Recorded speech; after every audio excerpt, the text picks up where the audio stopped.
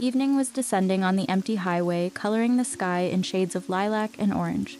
Dorian was returning home after a long day of work, fatigue pressing on his shoulders, but his thoughts were preoccupied with his upcoming vacation. Suddenly, his attention was drawn to a lone figure walking in the same direction. The girl walked slowly, as if each step was difficult for her. Dorian slowed down and stopped beside her. Lowering the window, he asked, "Do you need help?" The girl raised her head and Dorian saw her face. It was distorted with fresh signs of bruises under her eyes, a busted lip. She was dressed in a short skirt and a thin blouse which gave away her profession, a highway girl. "My name is Elena," she said quietly, trying to hide the tremor in her voice.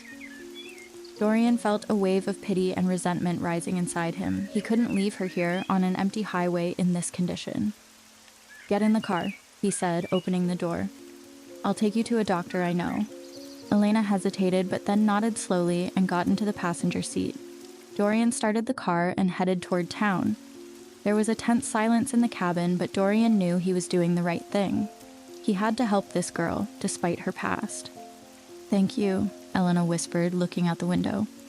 "I don't know what I would have done without you." Dorian nodded, not taking his eyes off the road. He felt that this meeting would change his life, but he couldn't imagine how much. Dorian parked the car at the entrance to the hospital. Elena, sitting next to him, looked scared and tired. He helped her out and, supporting her under his arm, led her inside. In the waiting room, they were met by a woman in a white coat, a smile on her face. Dorian recognized her immediately. It was Clara, his first love. "Dorian?" she asked in surprise when she saw him. "What are you doing here?" "Hi, Clara," he answered, trying to hide his excitement. "I need your help. This is Elena. She was the victim of an attack." "I see. And how are you?" Clara asked, turning to him. "It's been a long time." "I'm fine," Dorian replied, trying to smile. "How are you?" "I hear you're married to Milo." Memories of the past came flooding back to him. He remembered their first meeting, their first kiss, and how it had ended so suddenly and painfully. Clara nodded, and her face became serious. "Yes, married. We have a son, Jasper. Life goes on as it should."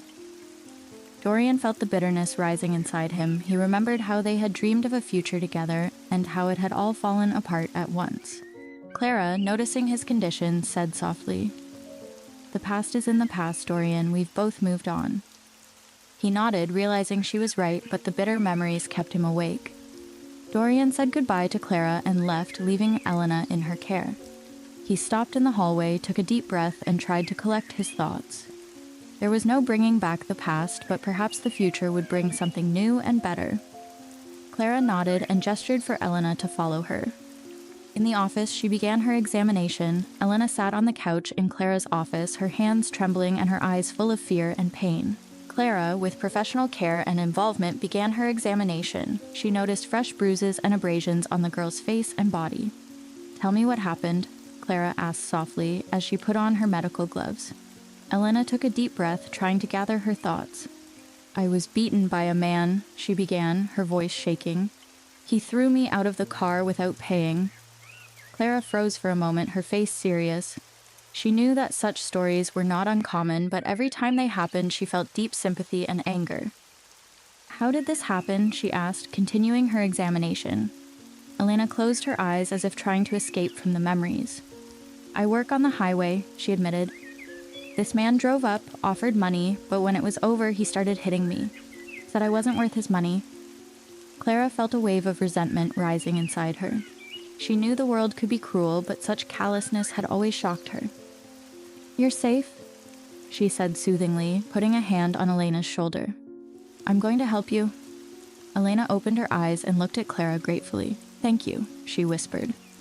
"I don't know what I would have done without you," Clara continued her examination, trying to be as careful as possible. She knew that physical pain was only part of the suffering Elena was experiencing. She needed not only medical help, but moral support as well. "You are not alone," Clara said, finishing her examination. "We will find a way to help you." Elena nodded, her eyes filling with tears. She felt betrayed and abandoned, but in this moment in Clara's office, she found at least some comfort. "Thank you," she repeated, wiping away her tears. "I don't know how to thank you." Clara smiled, her eyes full of sympathy. "You don't need to thank me," she said. "Just try to be strong. We'll get through this together." Elena nodded, feeling hope stirring inside her. At that moment, she realized that despite all the cruelty of the world, there were people who were ready to help and support her. And this knowledge gave her the strength to move on. During Elena's examination, her husband Milo came into Clara's office. He was dressed in a business suit, his face expressing fatigue and irritation. Clara froze for a moment when she saw him, but then went on with her work. "Hi, Clara," Milo said as he entered the office. "I stopped by to pick up some paperwork." Clara nodded, not taking her eyes off of Elena. She knew that Milo often stopped by the hospital, but today his appearance was especially unfortunate. Elena, hearing Milo's voice, looked up and froze. Her face contorted with fear and horror. She recognized him as the man who had beaten her and thrown her out of the car. It was him, she whispered, her voice shaking. "He's the one who beat me up." Clara turned to Milo, her eyes full of disbelief and anger. "What did you say?" she asked, trying to remain calm. Elena, trembling, repeated, "It was him. He beat me up and threw me out of the car." Milo, hearing the accusation, frowned and tried to justify himself. "What are you talking about? I don't even know her." Clara remembered all of her and Milo's abusive relationship. She remembered how he'd raised his hand to her, how he'd hit her a couple times when he was angry. Her mind flashed back to all the times she'd felt helpless and humiliated. "You're lying," she said, her voice full of determination. "I know you're capable of it." Milo tried to object, but Clara stopped him with a gesture. She realized that her life had changed. She could no longer live with a man who caused pain and suffering to others. "Go away," she said, her voice hard and cold. "I don't want to see you." Milo, realizing that it was useless to argue, turned around and left the office. Clara turned to Elena, her eyes full of sympathy and support. "It's going to be okay," she said, putting her hand on Elena's shoulder. "I'm going to help you." Elena nodded, her eyes filling with tears. She felt betrayed and abandoned, but in that moment in Clara's office, she found at least some comfort. Clara realized that the love with Milo was gone. She realized that her life had changed and she had to move on, leaving the past behind. Hope for a better future was born in her heart, and she was ready to fight for it. Clara sat in her office, looking at Elena with deep sympathy. She knew that the girl had been through a terrible thing, and her heart clenched with pain for her. But at the same time, she realized that her own life was falling apart too. "Elena," Clara began, her voice full of determination, "I'm asking you not to file a police report against my husband. It's the best I can do for someone who was once close to me." Elena looked up, her eyes wide with surprise and disbelief. "But he beat me," she whispered.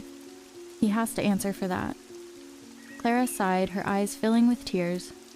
"I know," she said.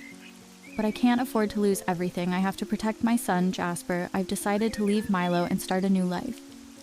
Elena nodded, realizing that Clara was in a difficult situation. She could see how hard this decision was for her, and she couldn't help but sympathize with her. "All right," Elena said. "I won't apply. But what will you do next?"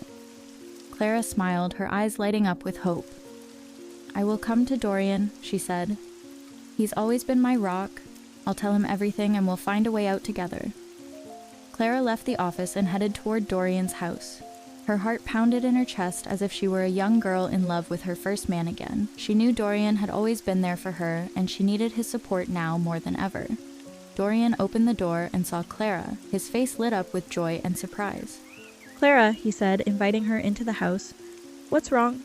Clara walked in and sat down on the couch. She took a deep breath and began to recount her anguish about Milo and Elena. Dorian listened to her, his face serious and focused. "I can't live with Milo anymore," Clara said, her voice trembling. "He's caused me so much pain, and I can't let him ruin my life and my son's." Dorian nodded, his eyes full of sympathy and support. "I understand," he said. "You can always count on me. I'll help you start a new life." Clara smiled, her heart filled with warmth and hope. She realized that Dorian had always been there for her, and now he was ready to support her in this difficult moment. "Thank you, Dorian," she said, her voice full of gratitude. "I know we can get through this together." Dorian and Clara grew closer, and they realized that they were waiting for each other. They decided to start a new life together, leaving the past behind. Clara divorced Milo and married Dorian. They began a life together full of love and support.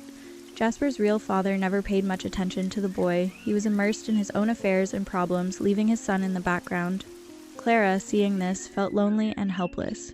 But everything changed when Dorian came into their lives. Dorian, with his kindness and care, quickly found a common language with Jasper.